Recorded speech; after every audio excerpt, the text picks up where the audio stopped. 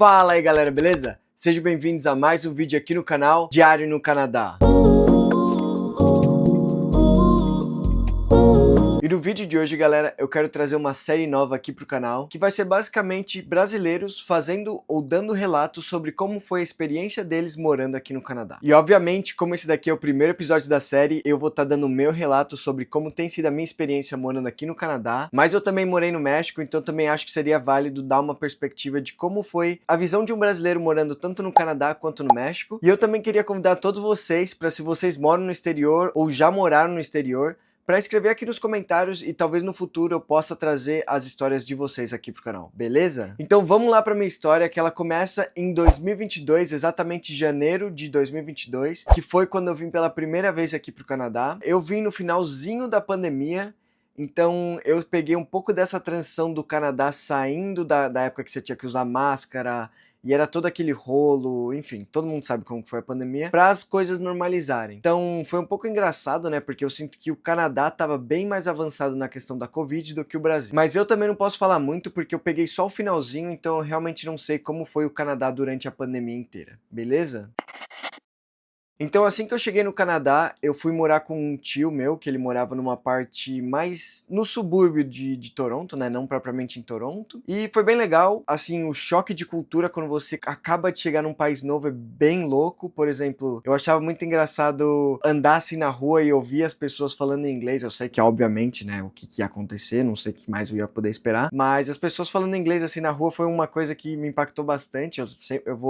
Eu nunca vou esquecer dessa cena, né, do meu primeiro contato, mas isso foi uma coisa bem legal. E também, assim que eu cheguei, acho que depois de 3 meses foi quando eu consegui o meu primeiro emprego. Então uma coisa que eu notei, porque eu já tinha experiência de trabalho no Brasil, foi que aqui no Canadá eu tive que passar por 2 semanas de treino antes de realmente ir pro trabalho. E no Brasil eu sinto que também tem essa cultura de você treinar antes de ir pro trabalho, mas eu senti isso aqui muito mais pesado no Canadá. E obviamente eu acho que o impacto mais forte que eu tive foi realmente a questão do clima, que obviamente é um ponto batido para as pessoas que falam sobre o Canadá, mas eu lembro que eu cheguei, foi a minha primeira vez tendo que sair com 3 casacos, gorro, luva, bota, foi, mano, uma experiência assim muito engraçada.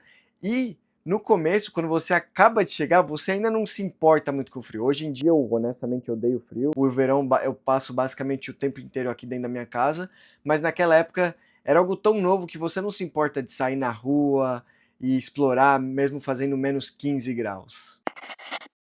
E agora, mudando um pouquinho desse assunto da questão do clima, eu quero falar sobre como foi a minha experiência saindo da casa do meu tio, né? Porque eventualmente eu já tinha meu próprio emprego, eu já estava ganhando meu próprio dinheirinho, e eu decidi que já era hora de eu morar sozinho, né? E esse foi uma coisa que me impactou bastante, porque eu não tinha realmente a noção de que o preço dos aluguéis aqui na cidade de Toronto são extremamente caros. Na verdade, a maioria o Canadá em si tem um dos aluguéis mais caros do mundo, né? Mas enfim. Quando eu morei sozinho, eu fui para um apartamento com o meu irmão. O meu irmão tinha acabado de chegar no Canadá, então a gente decidiu ir morar juntos. E aí a gente estava pagando em um apartamento com um quarto, uma sala e uma cozinha, $2.500. Tudo bem que a gente estava morando numa região um pouco mais bonita da cidade, mas mesmo assim eu acho $2.500 para um apartamento com um quarto só extremamente caro. Só para vocês terem uma noção, onde eu moro hoje em dia é uma casa com 2 quartos, tudo bem que é um basement, mas eu pago 1.900. Ou seja, $600 a menos. Era só para trazer esse ponto de que realmente o aluguel aqui no Canadá é algo que me surpreende bastante. Agora, indo para uma questão que eu gosto bastante, que é a comida, eu acho que o Canadá ele é basicamente uma cópia dos Estados Unidos. Por exemplo, aqui tem muito essa cultura de você sair para comer em fast food, McDonald's, Burger King, Taco Bell, toda essa variedade de fast food que tem. E é muito normal, né? Porque aqui no Canadá é muito acessível. Por exemplo, você sai para comer num McDonald's da vida. No Brasil eu não consigo nem imaginar quanto que deve estar um combo hoje em dia, uns 30, 40 reais. Aqui com $8, $9 você consegue comprar um combo. E a questão é que para você fazer esses $9, uma pessoa que ganha salário mínimo aqui em Toronto é por volta de $17. Então, com menos de 1 hora trabalhada, você já consegue comprar um combo do McDonald's. Então, as pessoas são muito incentivadas, né? Principalmente por essa cultura de você estar sempre com pressa, sempre indo para o trabalho ou para casa, ou tendo que fazer alguma atividade. As pessoas são muito acostumadas a parar e utilizar o drive-thru e comprar uma comida rápida e já direto para o que elas têm que fazer.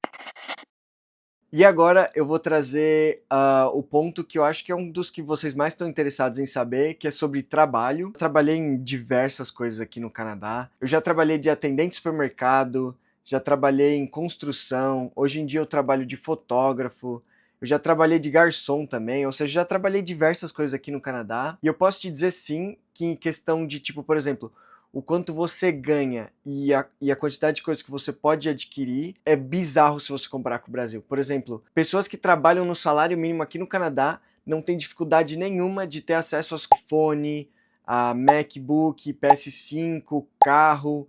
Essas são coisas extremamente acessíveis que, vendo de uma perspectiva de quem mora no Brasil, isso é praticamente impossível, né? Então é bem engraçado essa disparidade assim. Mas também uma coisa que você tem que estar muito atento é que o mercado de trabalho aqui no Canadá é muito sazonal. O que eu quero dizer com isso? Durante o verão tem emprego até não acaba mais. Qualquer coisinha você consegue encontrar emprego. Mas é durante o verão que é quando as pessoas elas tendem a recuar um pouco mais, ou seja, as lojas deixam de contratar, ou até é muito comum essa coisa do summer job, né? Que é durante o verão você encontra um trabalho que você já sabe que quando acabar o verão eles vão te mandar embora. Então também você tem que levar esse tipo de coisa em consideração. E por último, também para não deixar esse vídeo aqui tão longo, porque senão eu poderia passar horas e horas falando sobre diversos temas aqui do Canadá, eu quero falar sobre a escola ou faculdade aqui no Canadá, que honestamente eu batalhei um pouquinho sim, porque eu tive que traduzir o meu histórico escolar do Brasil, eu tive que passar em provas de proficiência de inglês, eu tive que ser aceito na faculdade, que também não é garantido que você vai ser aceito. Então eu tive que passar por diversas burocracias, mas ainda assim eu acho muito válido a experiência de você que mora no Brasil tentar entrar no Canadá através do programa de vistos que eles têm, né, que é o visto para estudante. Tem diversas opções de carreiras, eu imagino que devam ter opções que tem no Canadá que talvez não existam no Brasil. Então, eu acho que é uma oportunidade bem legal para vocês que estão aproveitando, né? Porque se eu não me engano, eu não tenho certeza, né? Mas eu acho que você conseguir o visto de estudante aqui no Canadá deve ser provavelmente mais fácil do que você conseguir nos Estados Unidos. E ainda assim é uma cultura muito americanizada, que tem muito para te agregar, então eu acho bem interessante para as pessoas que talvez estejam com dúvida do melhor método para você vir para o Canadá, eu recomendaria o visto de estudante. Beleza então, galera? Eu acho que pro vídeo de hoje vai ser isso, né? Eu ainda tenho muitas coisas que eu gostaria de conversar, mas eu acho que para manter um vídeo um pouco mais curto, né, não tão longo, eu vou deixar esse vídeo por aqui. Deixa aqui nos comentários se você também gostaria de trazer o seu relato de como foi a sua experiência morando no exterior. Não esqueça de curtir, compartilhar e a gente se vê na próxima. Tchau, tchau.